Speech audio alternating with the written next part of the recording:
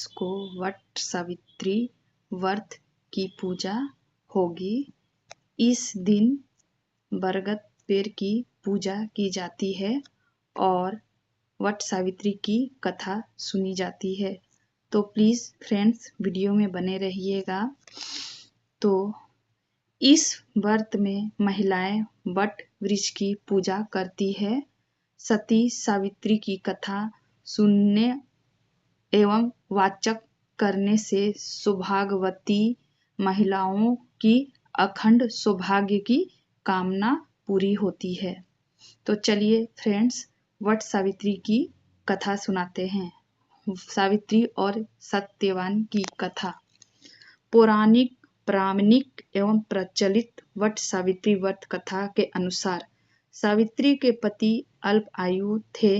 उसी समय देव ऋषि नारद आए और सावित्री से कहने लगे कि तुम्हारी पति अल्प आयु है, आप कोई दूसरा वर मांग ले।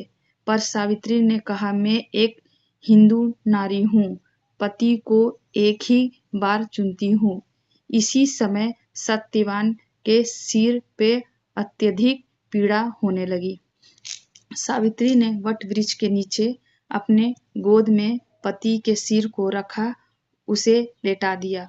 उसी समय सावित्री ने देखा अनेक यमदूत के साथ यमराज आ चुके हैं। सत्यवान के जीवन को दक्षिण दिशा की ओर लेकर जा रहे हैं। यह देखकर सावित्री भी यमराज के पीछे पीछे चल दी।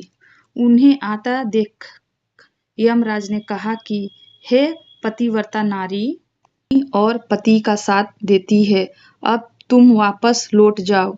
उनकी इस बात पर सावित्री ने कहा, जहाँ मेरे पति रहेंगे मुझे उनके साथ रहना है। उत्तर सुनकर यमराज बड़े प्रसन्न हुए।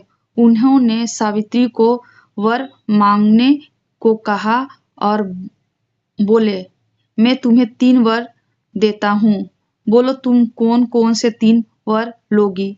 तब सावित्री ने सास ससुर के लिए नेत्र ज्योति मांगी, ससुर का खोया हुआ राज्य वापस मांगा और अपने पति सत्यवान के 100 पुत्र की मां बनने का वर मांगा। सावित्री के ये 3 वरदान सुनने के बाद यमराज ने उसे आशीर्वाद दिया और कहा, तथास्तु, ऐसा ही होगा। सावित्री पुनः उसी वट वृक्ष के पास लौट आई जहां सत्यवान मृत पड़ा था। सत्यवान की मृत शरीर में फिर से संचार हुआ। इस प्रकार सावित्री ने अपने पतिव्रता व्रत के प्रभाव से न केवल अपने पति को पुनः जीवित करवाया, बल्कि सास ससुर को नेत्र ज्योति प्रदान करते हुए उनके ससुर का खोया हुआ राज भी दिलवाया। तभी से वट सावित्री अमावस्या और वट सावित्री पूर्णिमा के दिन वट वृक्ष का पूजन अर्चन करने का विधान है। यह व्रत करने से सौभाग्यवती महिलाओं की मनोकामना पूर्ण होती है और उनको सौभाग्य अखंड रहता है। सावित्री के पतिव्रता धर्म की कथा का सार यह एकनिष्ठ पति परायण स्त्री अपने पति को सभी दुख और कष्टों से दूर रखने में समर्थ होती है।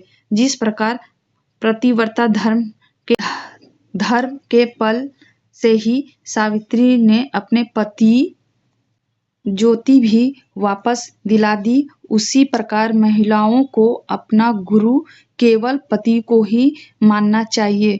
गुरु दीक्षा के चक्र में उधर नहीं भटकना चाहिए। तो वट सावित्री के दिन वट सावित्री की कथा सुनना बहुत जरूरी होता है फ्रेंड्स। और जो नई महिलाएं पहली बार कर रही है उनको वट सावित्री कथा सुनना बहुत जरूरी है। ऐसी सभी महिलाओं को वट सावित्री की कथा सुनना चाहिए। तो यही सत्यवान और सती की प्रेम की कथा है जो युगों से प्रचलित है। तो आप लोग भी वट सावित्री की कथा जरूर सुनिएगा और वट सावित्री की कथा अधूरा नहीं छोड़ना चाहिए। ये कथा ये व्रत पति की लंबी आयु के लिए किया जाता है। कथा सुनने से मात्र ही पति की आयु दीर्घ आयु हो जाती है।